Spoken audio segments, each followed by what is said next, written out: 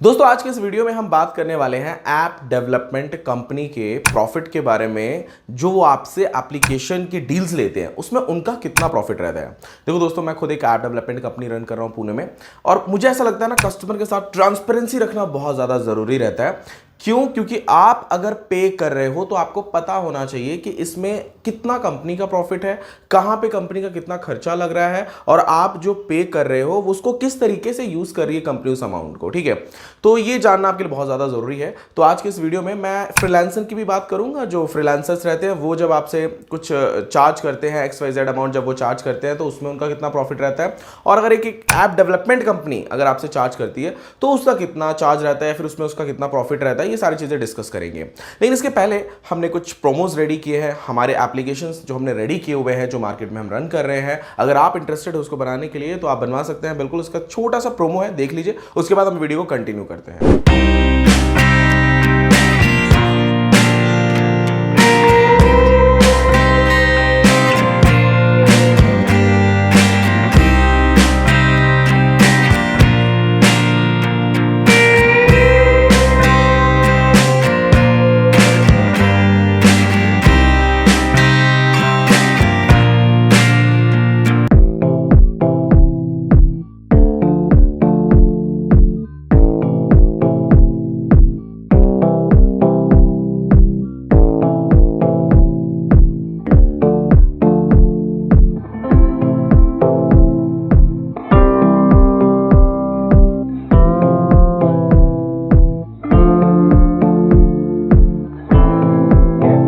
उम्मीद करता हूं दोस्तों आपको हमारे ये प्रोमोज बहुत पसंद आए होंगे। ये बिल्कुल रेडी टू गो ऐप है। अगर आप लोग बनवाने में इंटरेस्टेड हो तो आप हमें कॉल कर सकते हो, नीचे डिस्क्रिप्शन बॉक्स में मेरा कॉन्टैक्ट नंबर दिया हुआ है। ठीक है, आइए दोस्तों अब आगे बढ़ते हैं। सबसे पहले बात करते हैं फ्रीलांसर्स की। जो फ्रीलांसर्स रहते हैं, जो इंडिविजुअल डेवलपर्स रहते हैं, देखो फ्रीलांसर्स को बहुत ज्यादा फायदा रहता है। अब वो इसलिए फायदा रहता है, देखो एक छोटा सा मैं आपको यहाँ पे ये बताना चाहूँगा। अगर आप करियर स्कोप के बारे में सोच रहे हो ना, लाइक अगर आप ये सोचते हो कि मैं कोडिंग वगैरह सीख लूँ, पता नहीं इसमें ग्रोथ है कि नहीं, तो मैं आपको बताऊँ बहुत ज़्यादा ग्रोथ है। ये फ्रीलांसर्स बहुत कमाते हैं। एक्चुअली मैं खुद एक फ्रीलांसर रह के अच्छा खासा अर्निंग कर चुका हूँ। ठीक है, तो आप कोडिंग पहले सीख लो अच्छे से, उसके बाद में थोड़ा सा एक्सपीरियंस ले लो। स्टार्टिंग में अपना रेट कम रखना, लेकिन एक बार आप फ्रीलांसर बन जाते हो तो भाई साहब जिधर भी बैठो, आप गोवा में बैठो, दुबई में बैठो, इंडिया के किसी भी कोने बैठो, बैठ के बस लैपटॉप में बैठो, आराम से अर्निंग करते रहो, कोई दिक्कत नहीं आती है। ठीक है, अब चलो फ्रीलांसर के प्रॉफिट के बारे में बात करते हैं। मान लो, देखो फ्रीलांसर्स चार्ज कैसे करते हैं? फ्रीलांसर्स चार्ज करते हैं मॉड्यूल वाइज। ठीक है, जैसे मान के चलो कि आपके एप्लीकेशन में एक पेमेंट गेटवे सिस्टम लगाना है। आपका एप्लीकेशन बना हुआ है, उसमें बस एक पेमेंट गेटवे सिस्टम लगाना है, तो फ्रीलांसर्स चार्ज करते हैं पर आवर के हिसाब से। ठीक है, और कुछ फ्रीलांसर्स चार्ज करते हैं, फिक्स प्राइस रहता है उनका, उतने में बुक करके आपको दे देंगे। ठीक है, तो बट ज्यादातर फ्रीलांसर्स पर आवर के हिसाब से चार्ज करते हैं। तो अगर एक पेमेंट गेटवे सिस्टम डालना हो तो जो फ्रीलांसर है वो आपका अराउंड 4 to 5,000 या 6,000 तक चार्ज करेगा एक ऐप में पेमेंट गेटवे डालने के लिए, जहां से जो भी XYZ के लिए आपने वो पेमेंट गेटवे डलवाया हो। ठीक है, अब उसमें उसका क्या प्रॉफिट हुआ? उसमें मान के चलो उस पेमेंट गेटवे डालने में उसको, अगर पूरा फ्रंट एंड वो देख रहा है तो उसको 1 घंटा गया होगा। 1 घंटा ज्यादा थोड़ा ज्यादा प्रो नहीं होगा, थोड़ा कम प्रो होगा, कम एक्सपीरियंस वाला होगा तो 2 घंटा 3 घंटा उसका समय गया। लेकिन उसने आपसे चार्ज कितना किया है? 5,000, अराउंड 5,000। हम मान के चलते हैं, उससे ज्यादा भी कर सकते हैं, उससे कम भी कर सकते हैं, यानी उससे 1,000 कम 1,000 ज्यादा कर सकता है, बट एक एवरेज ज्यादातर 5,000 वो लेते हैं फ्रीलांसर्स। तो 5,000 उसने आपसे चार्ज किया, उसने आपके मतलब उसका ज्यादा कुछ इन्वेस्टमेंट नहीं लगा, उसका बस टाइम का इन्वेस्टमेंट लगा है। ठीक है, टाइम के इन्वेस्टमेंट का उसने 3 घंटा जो उसने काम किया उसको उसने 5,000 चार्ज कर लिया। अब वो दिन भर काम करे ना करे, 5,000 उसके लिए इनफ है। अब कंपनी के पास अगर आप जाते हो तो कंपनी भी नियर अराउंड इसके ही चार्ज करती है, 5,000 से 10,000 के बीच में चार्ज कर सकती है। डिपेंड करता है कि वो कंपनी का मतलब उस कंपनी के स्टाफ कैसे है, वो कंपनी कितनी बड़ी है ना, वो डिपेंड करता है आपके डील पे, आप डील कैसे कर रहे हो। बट 5,000 से 10,000 के बिटवीन, इसी बीच में वो आपसे भी चार्ज करेगी। बट कंपनी का यहां पे क्या होता है कि अगर वो ज्यादा भी चार्ज कर रही है कंपनी, तो मुझे ऐसा लगता है कि उनका वहां पे खर्चा भी ज्यादा लग जाता है, क्योंकि वो स्टाफ को मेंटेन करना, ऑफिस के एक्सपेंसेस, लाइट, फिर पानी बिल, और भी बहुत सारी चीजें आती है दोस्तों, ऑफिस मेंटेन, उसके बाद में खुद के उनकी प्रॉफिट्स वगैरह। तो इसमें जो है उनका ज्यादा बजट, मतलब ज्यादा सेविंग हो नहीं पाती। जैसे मान के चलिए कि कंपनी अगर आपसे 5,000 ही चार्ज कर रही है अगर कंपनी, तो उसमें मैं आपको बताऊं कि कंपनी के पास सिर्फ अराउंड 1,000 प्रॉफिट बचता है, बाकी 4,000 डेवलपर को जाता है, ऑफिस एक्सपेंसेस एक्सपेंसेस में, बहुत सारी चीजें हैं। ये छोटी छोटी चीजें कैलकुलेट किया जाए तो, एक्चुअली मैंने कैलकुलेट किया इसलिए बता रहा हूँ, तभी ये वीडियो बना रहा हूँ, तो अराउंड 1000 के नियर बाई उसका बस बचता है, बाकी तो सब खर्चा हो जाता है। जो मेन मालिक है उसके पास उतना ही बचता है। तो ये डिफरेंस होता है। ये मैंने एक छोटा सा एक मॉड्यूल वाइज बता दिया। प्रोजेक्ट वाइज अगर बात करें, चलो प्रॉफिट की बात कर लेते हैं कि फ्रीलांसर में क्या प्रॉफिट है, इसमें क्या प्रॉफिट है। फ्रीलांसर का देखो कैसा रहता है कि अगर आपने दिया है तो पॉसिबिलिटी है कि आपको 3 घंटे में दे ही देगा। कंपनी को अगर आपने दिया तो पॉसिबिलिटी कि आपको 24 आवर्स को टाइम देंगे, क्योंकि उनके पास और भी प्रोजेक्ट्स चल रहे हैं, वो अपने सभी क्लाइंट्स पे ध्यान देते हैं, ठीक है।